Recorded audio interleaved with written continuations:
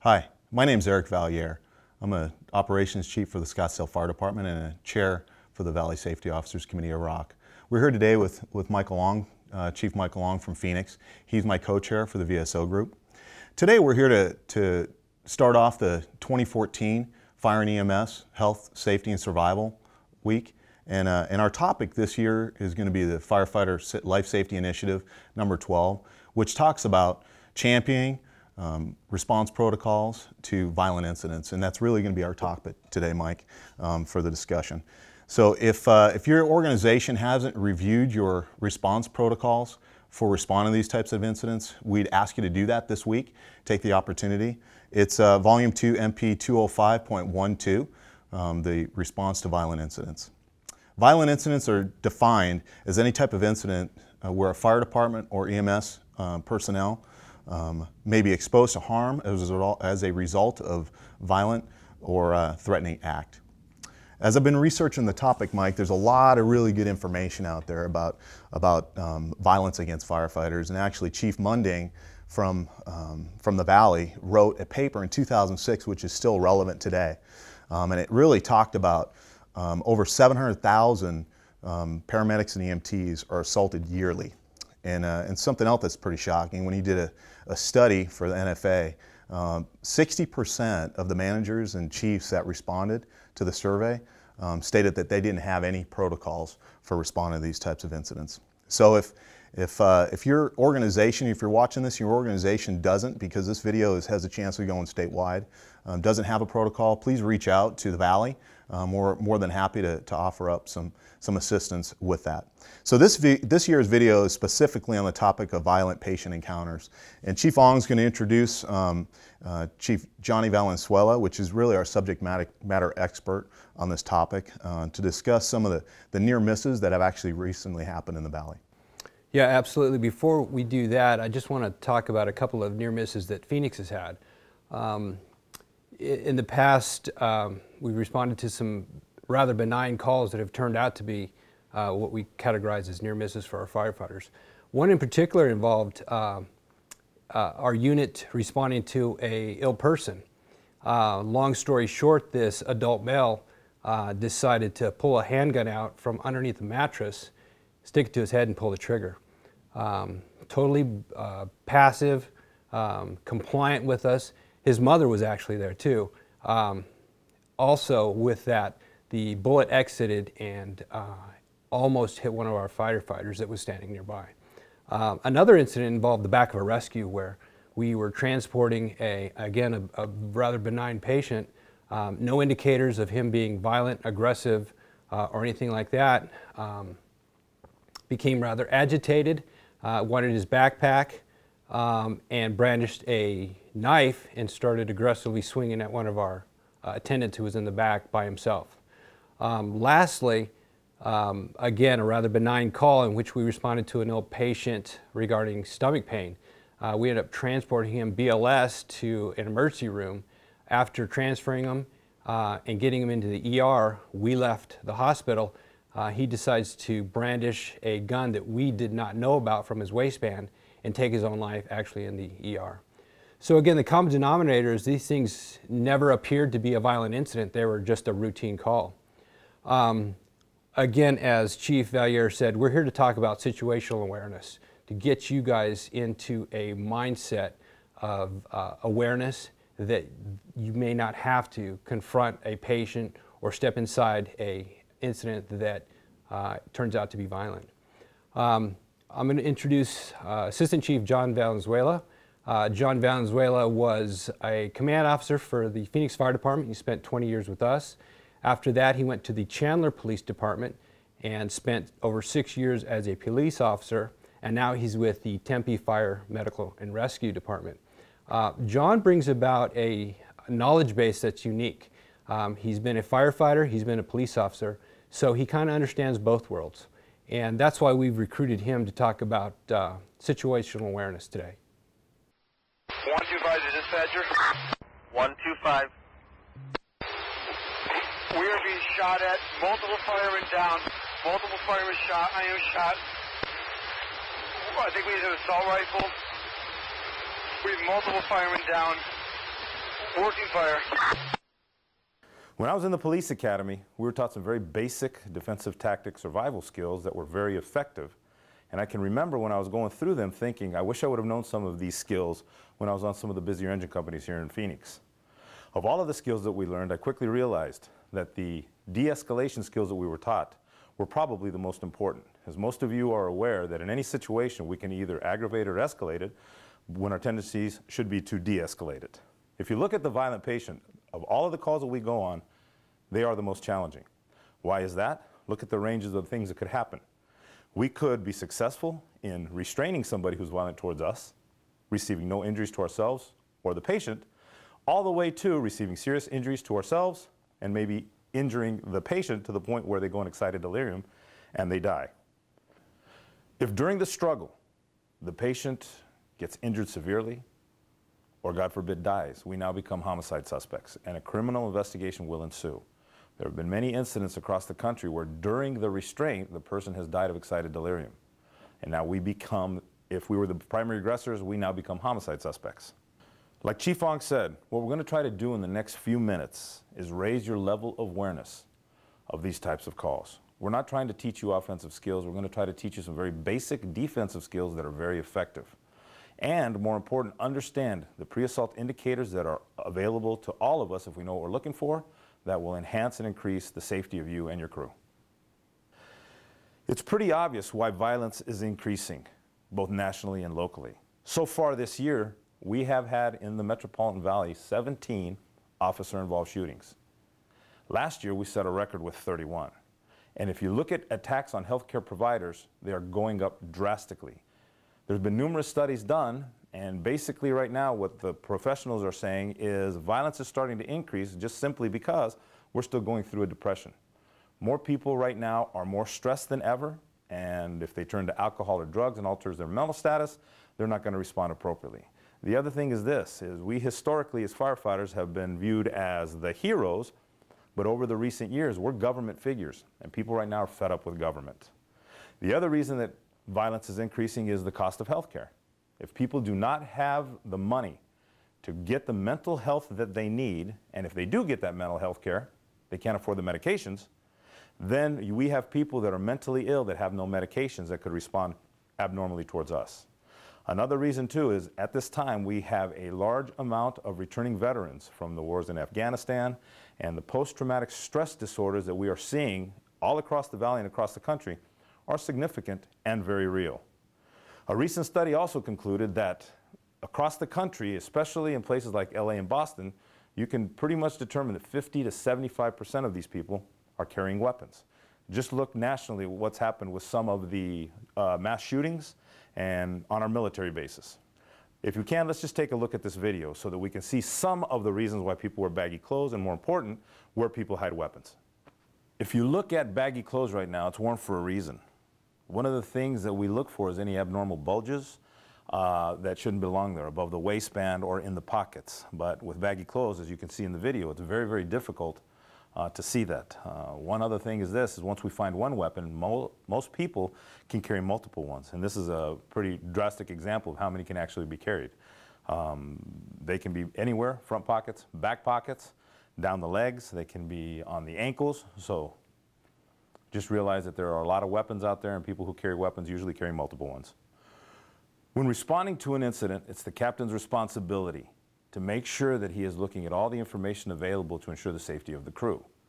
Obviously, if it's dispatched as a violent incident, there should be things that you should look for on the MDC, like premise alerts, stage 4 PD. But if it's not a violent incident, an assault, a shooting, a stabbing, always keep in the back of your mind that the potential is there. And just based on the location, the time of day, previous history, these are all indicators that your awareness should be up. Look for things that might be indicators of something that is atypical. What do I mean by atypical? Look around. Are there ammo cans there? Do you see a lot of gun racks in the vehicles?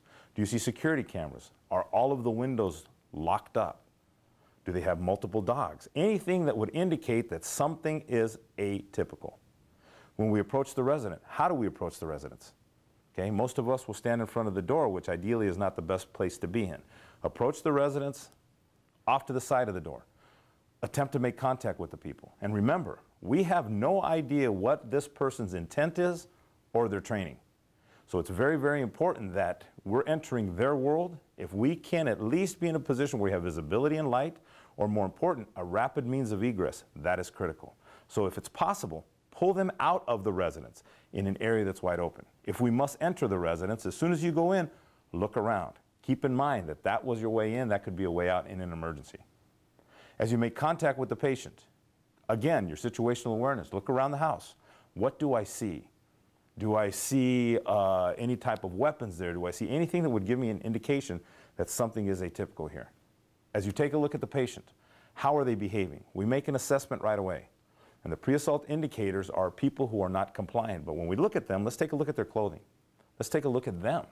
If they have color-flowered ears, that would be an indicator that somebody has some type of martial arts training or were wrestlers. If they have shirts that say Zuffa or Remington, what is that telling us? If they're wearing camouflage clothing, remember, if it's baggy clothes, a lot of weapons could be hidden there. As we start to make contact with our patient, we start to do our assessment. How is this patient responding to us? If a person is compliant, if a person is responding appropriately, all right, still not let our guard down, but it's still important for us to realize that the potential is starting to diminish. If you have somebody that is acting abnormally, if you have somebody that's using profanity, the guard needs to go up. In law enforcement and in the fire service, our responsibilities are very, very distinct. Law enforcement, they need to control the person and take them into custody. We need consent and we need to treat. When we're contacting the individual, keep in mind always, it's the hands that can kill you. Law enforcement officers, if they don't see the hands, will give a direct command. I need to see your hands. For us, it doesn't need to be that drastic. If somebody is sitting on a couch and you can see one hand and the other hand is behind them in an overstuffed couch, that should be an indicator that something's abnormal. Because remember, it is the hands that can kill you, but it's also your hands that can defend you. A very simple and effective technique, if you need to see somebody's hands, is to say, hey, I need to check your pulse, and go for the hand and try to pull it up. If they resist and will not show you your hand, your guard needs to go up. Very few assaults don't have clear clues prior to them. Remember, for somebody to physically attack you, they have to secrete adrenaline, sympathetic discharge. So what does that do? Their eyes will start to widen, their respirations will get shallow, they will start to get pale, and they will look for an opportunity. We're human beings too. When we are attacked, we will respond the same way. It's very, very important that you realize this, though, that for us, we can de-escalate the situation. And more times than not, we have a tendency, because of we're firefighters, to meet a confrontation with confrontation. And at all costs, we should try to de-escalate the situation. We may win the battle, but we will not win the war. And at the end of the day, there's too many things that will happen, too many things that we don't know about, variables like their intent and their training. Do they have weapons where we could get hurt, when we could very easily try to calm them down? To de-escalate a situation, how do we do it? One of the first things that you need to realize is try to distract the individual. Remember, somebody who is lucid, who is normal, will not perceive us as threats and will comply with us. It's a person who is not in a normal level of consciousness or mental status.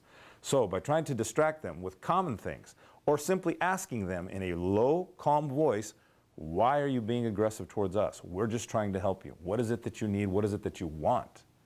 If we yell back at them, if we use profanity, the situation will escalate, and then more important, we can just ask them, do you want our help? And if they say no, we need consent to treat. If we feel like we are in danger, the law does not require us to stay there. Again, implied consent on somebody who's suicidal is a whole different situation, but at this point in time, we should be looking at the possible retreat.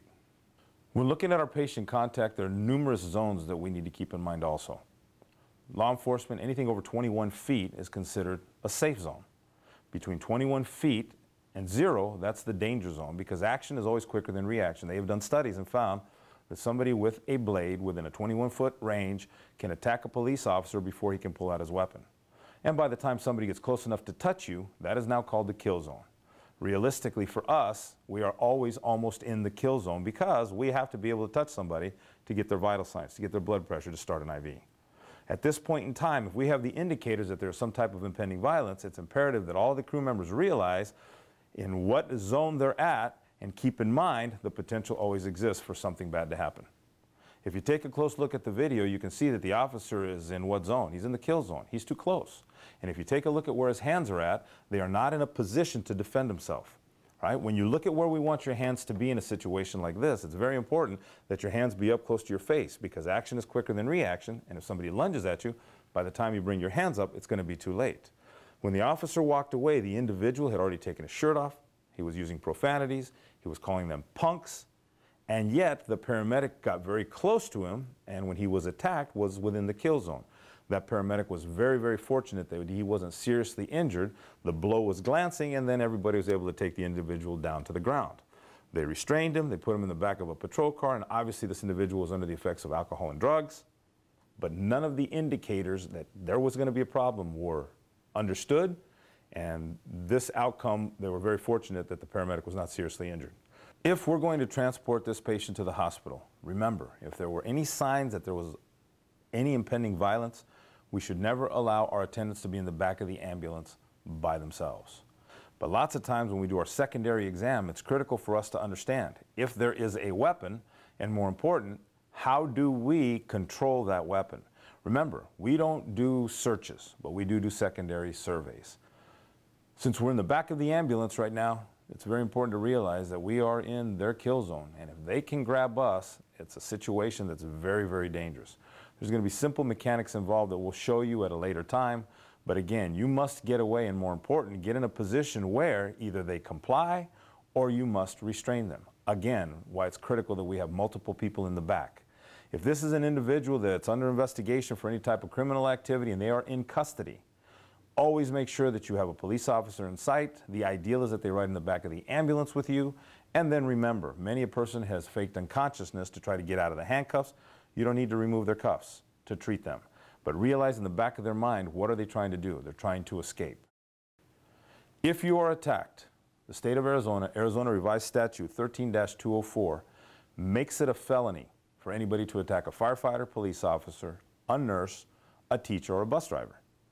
But the law will also allow you, in the justification for the use of force, for you to use any means that is necessary to defend yourself. Now, we can take that to extremes, because one of the things that the juries will look for is, was the threat valid? Did you perceive it? And second of all, was it justified? You are not justified in the state of Arizona to use any physical force to a threat that's verbal only. But if you feel that they are going to make what's called a furtive movement, or if they do contact you at any point in time, you can use whatever force is necessary to defend yourself. The key is that the police officer is going to want to hear, and the juries, is that you feared for your safety or your life, and that the threat you perceived was valid. If there is an assault and you have to go hands-on with somebody, it's very, very important that once the situation is stabilized, numerous people need to respond to the scene. Call your battalion chief, they need to respond, and if any injuries occurred to the suspect, it's important that another engine company treat them, because what's going to happen afterwards is a thorough criminal investigation, and more than likely the person that you had to subdue that just got done attacking you is going to want to press charges against you. If you did sustain injuries, try to hold off on cleaning those up so that we can get pictures of them, and then your documentation is going to be critical for this EMS call. If we were not justified in the use of force, charges could be pressed against you. Thank you, Chief Valenzuela, for that great information on awareness. Mike, how about you go over some of the situational awareness colors that were sent out in some of the past safety standouts? Yeah, last year we sent out what we called the situational color codes. And essentially what that means is that the mindset is in a color code. Clear is you're absolutely oblivious to things that are going on around you. A threat could be present right in front of you and you're just oblivious to it for whatever reason. The next step is yellow, where your awareness is up a little bit, but you're not perceiving it as a threat. You're aware of things, you see things, you hear things, but a threat hasn't really registered. Orange now is you actually recognize a threat and you're starting to make plans to mitigate or to defend. And then lastly is red, which is full bore fight is on. Hopefully we never get to that red. By staying in yellow and orange situation, you're able to recognize and create distance or diffuse the situation. And those really are your biggest things, is creating distance and diffusing a potentially dangerous situation, what we call the 2 Ds. The last D is defend, and hopefully you won't have to get into that situation. Which brings me to the code 906 that we have in place in our standard operating procedures. Yeah, actually the 906 is a great use if you need immediate PD assistance. That is actually in the MP. We're asking you to review this week, so don't forget that. If at any time you feel uncomfortable with your situation, it's a great option to get PD there or responding, depending on your situation. Always remember that the VSO group has a near-miss reporting system. The link will be sent out to you with the materials this year.